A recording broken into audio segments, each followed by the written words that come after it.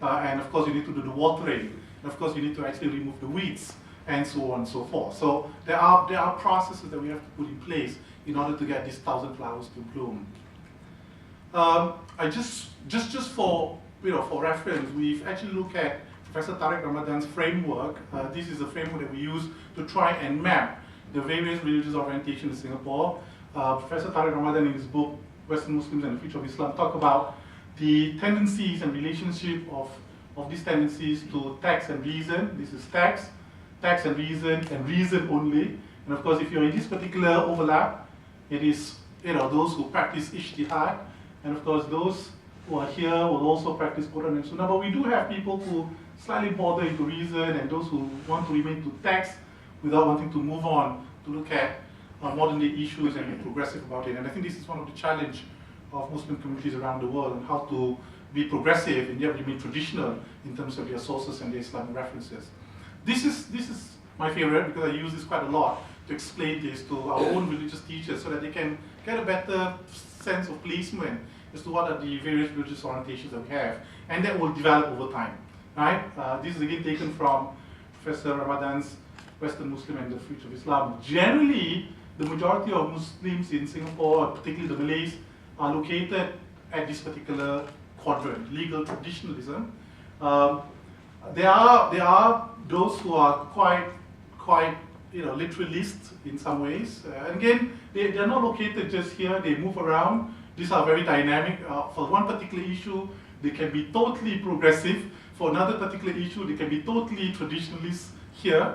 And for some of the issues, they call themselves a Sufi. So it's quite interesting when you look at not just the groups, but look at the issues they handle. And that itself is a very important study of his own right. Okay, so just to show you the framework that we've used. We've also looked at levels of engagement, and this is quite important in trying to understand the religious thinking and the religious scholarship of our own community. We try to categorize into ideas, emotions, and rituals. Many of these religious teachers deal with issues of ritual, issues of Fardu Ain, issues of Ruqya, these issues of Ruqya are still prevalent. And then many of them talk about how to perfect their salat, menghalusi salat, how to improve their salat, and of course the basic literacy of tajweed, reading it properly, and so on. At the next level, we have those that talks about emotions. It's not about rituals, but about emotions. So we have a group very active in Singapore that actually promotes ESQ, which originates from Indonesia, which is the emotional spiritual quotient, 168 or 618 or whatever, right? And then they 165. The 1, the 6 is the pillars, and the 5 is the rukun. Yes, that's right. I was told that they asked to cry when they go to this gathering, so I won't be able to go there and cry. There are issues of relationships, Islamic lifestyle, so there are emotions and experiences. And of course, there are also groups and classes and leaders, if you like, talks about ideas, about thoughts. And again, this is one interesting way of actually locating what is the level of religious thinking and scholarship, because for many a time, for many years, we were just dabbling here, and then we realized that the world have changed and issues are coming to our fore, and we don't have enough scholars and lecturers and Muslim leaders that are brave enough or courageous enough to handle issues of pluralism, issues of interfaith, for example, issues of gender, issues of reform, for example. So again, we're trying to also, by this particular process, improve the scholarship and the Islamic thinking. I just want to give you an example of how vibrant the Singapore Muslim community's religious practice and life is. Again, I don't want to sound arrogant, but I thought it'd be nice to give you a flavor of the kind of aesthetics that they have too. This is a program called Worldview of Islam, Islamic Tasawwur, right? And it's initially there was a fee of $330, and of course after time they reduced it to $200 because there are certain waqf or certain sadaqah, a sponsorship that happened. But even at this price, people come and attend the talks. So, see, this is the affluent Singapore society. People attend talks at Suntec City. They don't just attend talks at the mosque. They go to big convention centers, and it's almost the new mega church phenomenon, the middle class phenomenon is also creeping into religious Muslim communities, trying to get religious thinking. This is the dinar and the dirham, and I just realized last night when I look at these slides again that it originates from Brunei Darussalam. Origin, Brunei Darussalam. Okay, so the context in Brunei may be very different from the context in Singapore, and we're not sure whether it is actually going to be an issue that we have to deal later on because of our financial status, because of the economic perspective that we have back there. And of course, Dr. Kamarunia is very popular in Singapore. So she comes in and she gives lectures on Islam. So we don't really have local teachers or local speakers. We also have foreign speakers coming in. And we celebrate that because I think it's important to develop our thinking and be exposed to different perspectives. These are some of the other experiences. Early on was thought. These are issues of thought, not issues of ritual. This is issues of experiences. We have the Love Retreat by Sheikh Alauddin Albakri. This is a rose, but that's not me. There's somebody else coming in from overseas. And then we have the Woman's Quest by another speaker who comes in from overseas. We have the Serene, I can't remember, a Heart Serene or something. A Heart Serene. And then of course we have Embracing Reality. This is about Sirah, and these are the kind of literature that goes out. This is the kind of publicity materials that goes out in order to reach out to the young. Very, very, sort of very colorful, very attractive, and that has been appealing to the young. Except that we also brings in different views and different perspective and different orientation as well.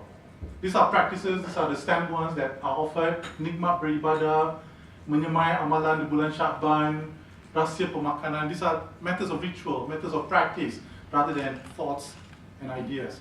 I just want to quickly go through what we call the sources of influence. When we look at the sources of influence for religious orientation and religious thinking in Singapore, we've identified several groups. Of course, we have the media. We have Radio Hang being beamed into Singapore. And of course, we get a different orientation from Radio Hang as opposed to IKIN. Housewives in Singapore looks at Professor Muhayya, is it Muhayya? Right, as a good motivating speaker with Islamic orientation. We have so many other speakers. Tanyalah Ustaz, TV9, I was told, and there's so many of them that gets beamed into Singapore as well. So not only we have it at the mosque, we can just switch on our computer and TV. So we have media, we've got a Sufis group, we have emerging groups I mentioned earlier on. Academics are also sources of influence. Professor Syed Farid Alatas is very active. Professor Khairuddin is also very active in Singapore now. Dr. Noraisha and many others. We have foreign scholars and preachers. We invite them because we value them and we want to improve the scholarship. We have influential asatizas, and we have, of course, institutions, organizations, and providers. So it is not located, influence is not located in just one particular organization or entity, but spread across different actors, if you like, or players. Again, another example of how interesting these pictures are. This is done by a private organization called Safina, a graduate from Al-Azhar University, a young startup Safina Institute. These are the kind of posters they have, inspired, juggling multiple roles and responsibilities, unshakable, stuff like that. And they do it, okay, sorry, I've got it fast now. They do it not just in the malls, they do it at hotel rooms and function rooms and draw a large amount of crowds. And that's the crowd that they have, only for women, love God, love people, serve all. A kind of very interesting narrative. This is a tradisi khalaka. This is very traditionalist learning. You see they sit on the floor still, trying to replicate almost a pondok environment in a modern Singapore. And that has also an appeal. People come because they feel different. They feel, sort of, the aura may be different and the teaching may be quite different. So we have a whole spectrum of orientation, perspective, experiences, which is not bad because then if you don't feel like going to the mosque, you can go to Suntec City. At least you get religious teaching. And it's not a one-size-fits-all approach. Again, this is the examples of engaging mind. Again, these are some of those posters that we have. Law of attraction in the Quran. These are for ladies. Project spirituality. So even the ladies have their own programs. Now let me quickly then move on. We mentioned earlier on that yesterday that the sources must be, or the sources of Islamic ethical teaching must come from the Quran, and truly that's what we want to do. The sources of Islamic teachings to build the foundation for the community to high diversity includes the Quran, and here in particular we take a lot of references from Surah Al-Hujurat on social relations, decorum, peacemaking between disputing Muslims, refrain from suspicions and conjectures done, and of course the life of the Prophet, in particular looking at the Medina Charter and many of the things that that was recorded in the books. And of course we take special interest in Al-Farabi's The Virtuous City, because one of the things that we are quite interested there is the communal framework for attaining happiness, but also emphasis on virtues and wisdoms of rulers, in our case will be the leaders, as well as the citizens. Many other frameworks that we've used, I don't have time to go through all of them, but these are basically the resources that we use to try and develop an ethical framework, if you like, or laying the ground, trying to develop an ethical foundation for diversity and how to harness them. Again, this is no limit, but we've used many of these particular material, including local ones, like the one that is produced by Pergas. And we use many of these texts in our discussions with our asatiza, with our religious teachers, so that they have a better framework, so that they become a bit more inclusive. It's not a one-size-fits-all. It's not that I have a monopoly of truth and I want to only champion what I believed in. I just want to go on to the operating principles because I think that's very important. What we have is the question, how do we operationalize this? So we know the text, we know the context, of course, and of course, many of the resources comes from the Quran and the teachings and the Sunnah.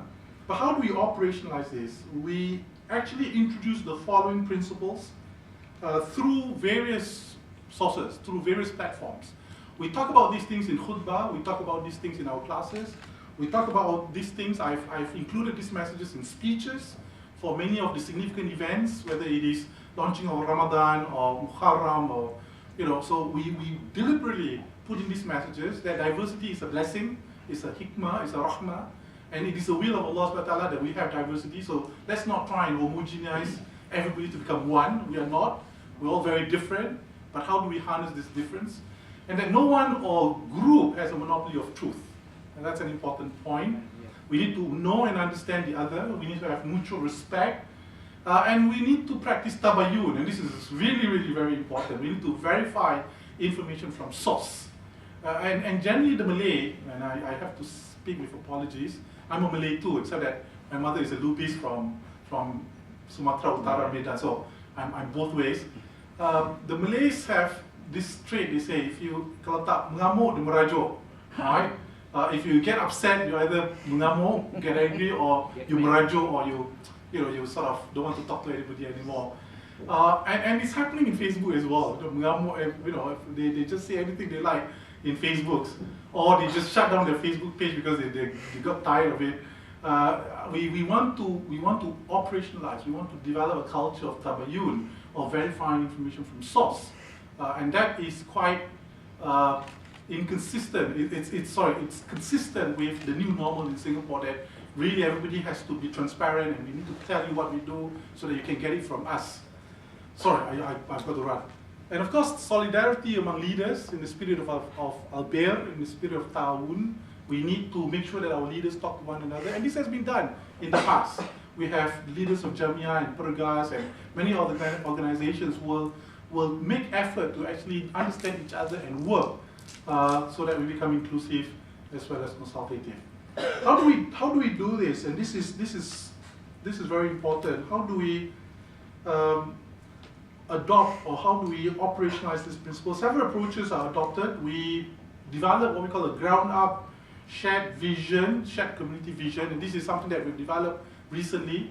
We want to develop a Singapore Muslim community to be a gracious community that radiates blessings to all. And this is وَمَا أَرْسَلْنَاكَ إِلَّا رَحْمَةً لِلْعَالَمِينَ, something that we mentioned earlier on. And this is important. I mean, many friends who come to Singapore says, Singapore is clean, Singapore is nice, Singapore is fine here, fine there. We want to change that to become, when they come to Singapore, and particularly they see the Muslim community, they say, they are gracious. And that's something that they need to, we need to develop. We are proud to be clean, we're proud to be green, but we want to be gracious. And how do we develop a Muslim community that is gracious? And that's an important ethics. And of course, we want to be a national asset. The word national asset was mentioned earlier on. The community wants to become a national asset. And we deal this by understanding and working out what is our common concerns. We have to be religiously resilient, and that can be done when we are together, united, rather than divisive and squabbling and throwing things at each other. And of course, our limited resources will necessitate collaboration and co-creation. And that is, again, a practice that we've done in Singapore. Co-creation, collaboration, ta'awun, working together is a given. Because of our limited resources, we don't have much resources out there. But more importantly, the practice of consultation and community engagement. Again, like I said, this is consistent with the new normal in Singapore, where everybody wants to be consulted and we want to consult everybody. The key word here is everyone matters, and that's quite tough because everyone matters. We don't practice this in the family sometimes. We decide where to go for holiday, we need to realize that the kids are not interested in that particular place, right? We are, but the kid says, but what do I do here? You know? So we go to museums and operas for some of us, and the kid says, but I want to go to Disneyland. Okay. So everyone matters, a practice that we want to try and operationalize, and every idea counts. Now let me just conclude this presentation by responding to Professor Tariq's call to ask the question, why are we doing what we're doing? And in essence, what is the goals and objective?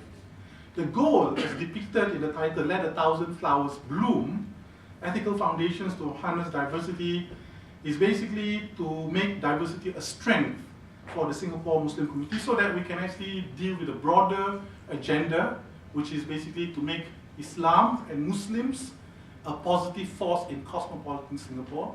We want to develop a vibrant Islamic culture, a vibrant intellectual culture, which looks also at developmental and transformative discourse, rather than just rituals and issues which has been discussed in the 1960s already, about the polemics between Salafi and Sufi and what have you.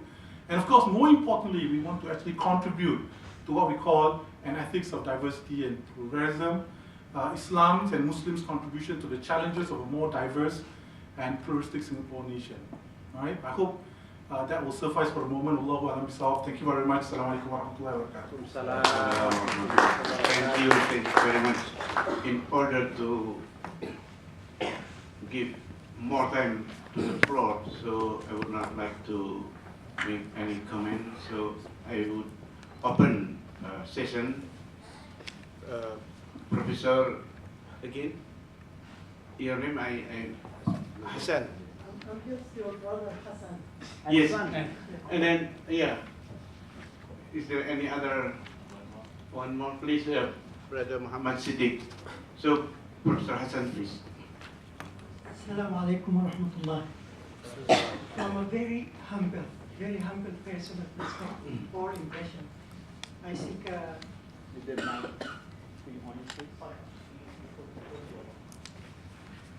Assalamu alaikum. From a very humble personal, perspective or impression, I think the title of our brother Professor Albakri is so beautiful. Just your brother Albakri is fine. It's so beautiful. Let 1,000 flowers bloom. I mean, it reminds me of instead of cursing darkness, let us try to lit a candle. And I'm also very impressed by the concept of rahmah, diversity as rahmah to our ummah, inshallah. But with someone who has backgrounds in political science, I was very impressed when you talked about hostility and conflict resulting from tribalism and the generated impact on the climate of religious harmony and social cohesion. I just asked myself for a while, is our brother Albakri talking about Rwanda or Southern Sudan or Chad or some African country? When the issue, because we all know that tribalism is to some extent always associated with African conflicts. So for me, tribalism in a Singaporean context is something peculiar. I appreciate if you could elaborate on that. Thank you very much. Thank you, Professor Hassan. And now, Professor Siddiq, please.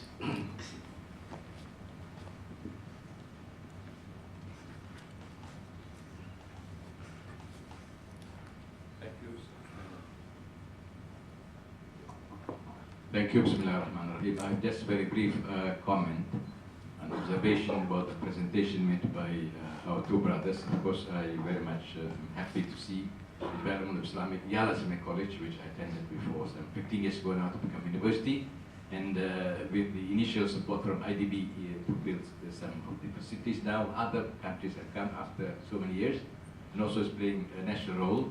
And with that name change, I personally think that it's no harm to maintain the name of Islamic, but that's up to you to decide. Fatoni Islamic University. And of course, name of Fatoni, I've heard from different sources, I have heard it from different things.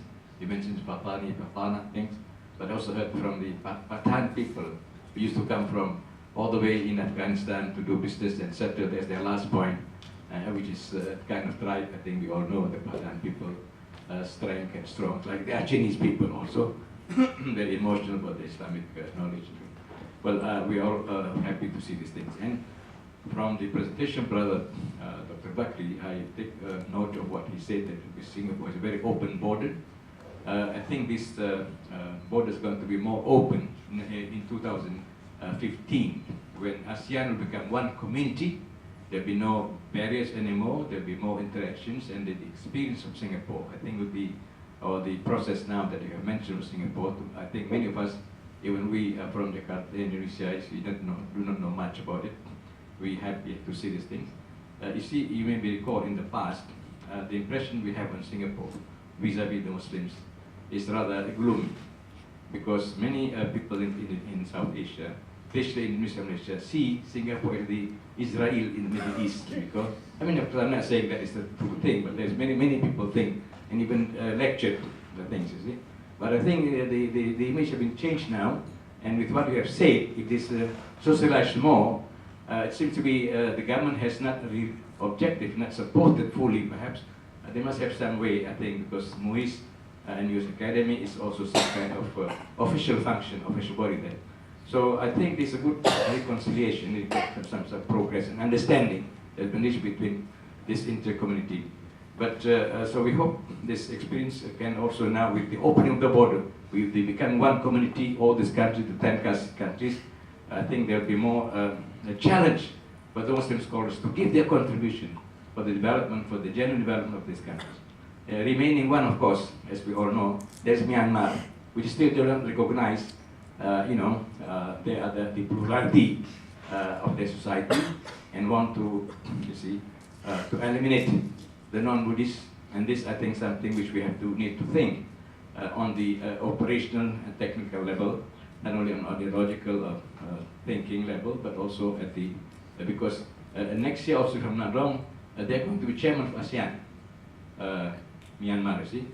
At one point that their turn came, there's a lot of objection from big powers, America and the EU, because of their record on human rights. But I think now they will be ready to accept. They declined because of the objections, but the ASEANs now are ready to accept him. It will be very awkward to see if he's chairman of the ASEAN, president of Myanmar, but his attitude or their policy toward the minorities, not only Muslims but also to the Christians, are so very much, to be desired. Thank you. Thank you. We have 2 questions and comment, and shall we? Okay, 1 minute, 2 minutes. No, too short.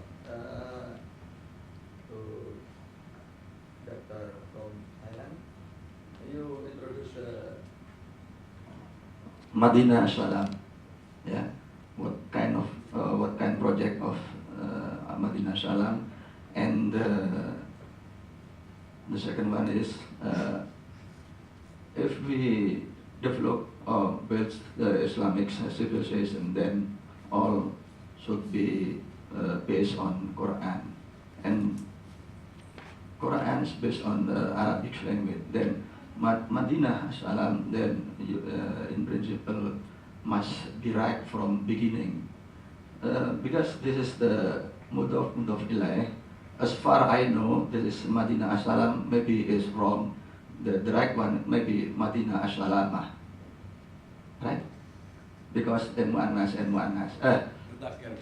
Muannas. Yeah, Madinah Salamah. Maybe I think this is a small correction. Thank you. Thank you, brothers. I would like to invite two brothers to respond 5 minutes each. Could you please? Yes, thank you very much, Siddiq, for that, and I take note. But the University Council has decided that to put not only the word of Islamic, but to put all the notions of graces and everything, the beauty of Islam into it.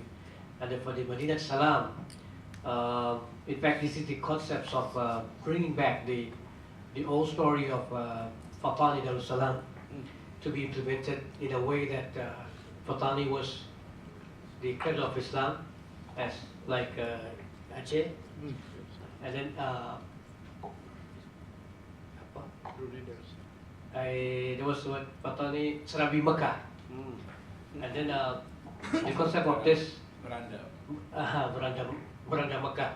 So the idea is to bring the lifestyles of Muslim scholars and Muslim students and the daily lives which are now cannot be found in Padani State, Padani City.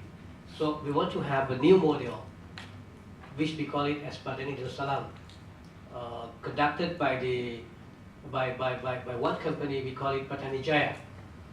So inside it there will be hospitals. We start with the masjid. So the masjid is, we send our architect, our engineers to get the idea of Masjid Nabawi, and then it is not exactly, it is more or less it's going to be Islamic center where you can find places like, so I see in the future we have a common room for professors coming to do research in the future, 10 to 20 of them coming, and then conference hall, places for Hufaz of Quran and something like that. As for the language concern, the real name is Al-Madinah As-Salam. So I will try to check back with those who are proposing the name. But the idea is just to show the government of Thailand, saying that we are trying to bring up the idea of peaceful places in southern Thailand which are not in conflict, and through education that we are doing to do that. Thank you. Thank you. And Professor Beck. Bismillahirrahmanirrahim. I want to thank both Mr. Hassan and Mr. Siddiq for the comments. Just to respond to Mr. Hassan's point, when I use the word tribalism, I use it as an operating concept. There are tribes, of course, in some parts of the world, and I don't think we have the same tribe in Singapore, but the operating principles of tribes do exist, even at the virtual community, right? When, for example, groups operate as a group, you know that tribes, they don't attack by themselves. They go all together and hunt, and those attributes may be seen, although very insignificant. But if you don't actually deal with it, these are the tribalism that will come out, even in virtual communities through Facebooks and even through their classes and their lectures and so on and so forth. And I thought really the concern then is actually about survival. Tribes maintain a certain territory. This is my territory, and I want to survive. And anybody who encroaches my territory will be an enemy. And we don't want that kind of concept operating in cosmopolitan Singapore, particularly in the Muslim community. We want everybody to be inclusive. If your own member of the tribe do a wrong, you have to correct it as well, and not being overly osabia and says, whatever it is, I shall protect the members of my tribe. And even if my tribe is wrong, I will not stand against it. So the notion of justice, adil, is very important there. So yes, we don't have the tribes that you mentioned in some parts of the world, but I fear that if we don't handle this well, that level of hostility and tribalism may emerge. For Ustaz Siddiq, thank you very much for that comment, and I seek your dua that this project, or at least this work, gets to fruition and produce positive result. Interestingly enough, we are a very young nation. We are a very young nation. We're small. We learn from everybody. And in as much as you see that Indonesia is still not handling this, or at least not addressing these issues of openness, of diversity, we actually take comfort on the fact that we've actually learned a lot from the Indonesians. The Indonesian scholars are a lot more, for lack of better term, tolerant of diverse views. Until quite recently, there are cases in Indonesia of one thing to invalidate the other, but generally the Indonesians alim or the Indonesian scholars are very warm for each other, whether you come from the Muhammadiyah or the Nahdlatul Ulama or the Paramadina or the Pesantrens or the McGills or the Chicagos or the Torontos and what have you. So that's something that we have to learn too as well, so that we don't get hung up with our baggage of the past coming from certain tradition only. But how do we see the larger community as an important community to develop? So I want to make a statement that we actually learned a lot from the Indonesians on how, and that is why we brought UIN over and have classes for our ustads, because they need to understand the narrative and the important point of being plural and diverse. Thank you for two speakers. I believe that there are still many things to be discussed, and we still have another sessions in the afternoon. So let's give a big applause to two speakers for the thanks. Assalamualaikum warahmatullahi wabarakatuh. Assalamualaikum warahmatullahi wabarakatuh.